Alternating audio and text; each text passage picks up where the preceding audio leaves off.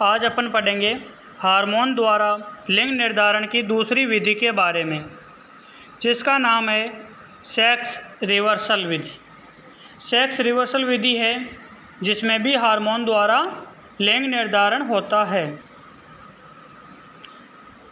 Sex reversal का अध्ययन मुर्गियों में क्रू नामक वैज्ञानिक ने किया था और उसने बताया कि कुछ मुर्गियों में कुछ समय तक अंडा देने के पश्चात नर मुर्गे के लक्षण उत्पन्न हो जाते हैं और ऐसा मुर्गियों में क्षय रोग के कारण होता है, जिसको ट्यूबरकुलोसिस भी कहते हैं, क्योंकि क्षय रोग में मुर्गियों के अंडाशय नष्ट हो जाते हैं।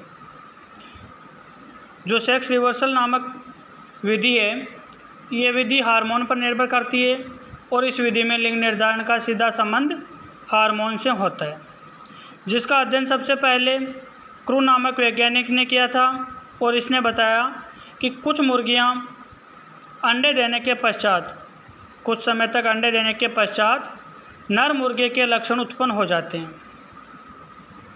और ऐसा क्यों होता है?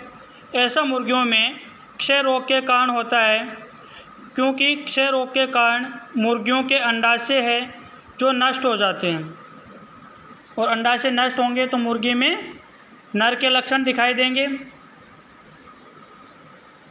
और नर के लक्षण दिखाई देने के कारण मादा है वो नर जैसा व्यवहार प्रदर्शित करने लग जाती है और अंडे उत्पन्न नहीं करती है। तीसरा है आपकी इसमें गायनेंड्रोमार्फ। गायनेंड्रोमार्फ का अर्थ क्या होता है कि नर मादा रूप में, जो नर है वो मादा के रूप में होता है। ये गायनेंड्रोमार्फ है जो 3 शब्दों से मिलकर बना है। गुनी यानी वुमन, अनेर यानी मैन और मॉर्फी यानी फॉरम। यानी गायनेंड्रोमॉर्फ का मतलब होता है कि नर मादा के रूप में विकसित होता है। नर जो कीट है, पंखी है, कीट पक्षी है, ये कीट पतंगे जो भी है मादा के रूप में होता है।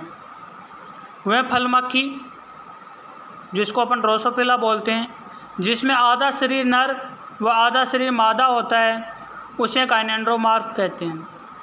यानी ऐसा कोई भी कीट पतंगा जिसका आधा शरीर नर और आधा शरीर मादा होता है तो उसे गायनेंड्रोमॉर्फ कहते हैं। और इन गायनेंड्र का निर्माण असामान्य समसूत्री विभाजन द्वारा होता है। गायनेंड्र का निर्माण असामान्य समसूत्री विभाजन द्वारा होता है और कोशिका विभाजन की मेटाफेज अवस्था में एक एक्स गुणसूत्र का ह्रास हो जाता है। तो गायनेंड्रोमॉर्फ है जो फल मक्खी में 3 प्रकार का पाया जाता है। एक है आपके द्विपार्श्व गायनेंड्रोमॉर्फ यानी बाइलेटरल गायनेंड्र। इसमें फल मक्खी का एक पार्श्व भाग नर व दूसरा पार्श्व भाग मादा होता है और ऐसी फल मक्खी को द्विपार्श्व गायनेंड्र कहते हैं। यानी ऐसी ड्रोसोफिला जिसका आधा पार्श्व भाग नर हो और दूसरा आधा पार्श्व भाग मादा हो तो उसे द्विपार्श्व गायनेंड्र कहते हैं। ये आप जो डायग्राम देख रहे हो, इसमें एक पहला पार्ट है, दूसरा पार्ट है और बीच में एक लाइनिंग है। एक साइड का शरीर इसका नर है और दूसरी साइड का शरीर है वो मादा है। तो इस स्थिति को द्विपार्श्व गायनेंड्र कहा जाता है। नेक्स्ट बात करते हैं अपन अगर पश्च गायनेंड्र। जब फल मक्खी का अगर भाग या अगर आधा भाग नर व आधा पश्च भाग मादा होता है तो उसे एंटीरियर पोस्टीरियर गायनेंड्र कहते हैं। यानी ऐसी फल मक्खी जिसका आगे का भाग नर या मादा और पीछे का भाग दूसरा लिंग होता है। यानी आगे का आधा शरीर नर है तो पीछे का आधा शरीर मादा होगा और आगे का आधा शरीर मादा है तो पीछे का आधा शरीर नर होगा। तीसरा प्रकार है लिंग पाइबाल्ड। इसमें मादा फल मक्खी में नर उत्तक, नर टिश्यू अनियमित रूप से बिखरे रहते हैं, जिसे लिंग पाइबाल्ड कहते हैं। जो मादा होती है फल मक्खी, उस मादा फल मक्खी में जो मेल टिश्यू होते हैं वो मेल टिश्यू अनियमित रूप से बिखरे रहते हैं और इस स्थिति को लिंग पाइबाल्ड कहते हैं।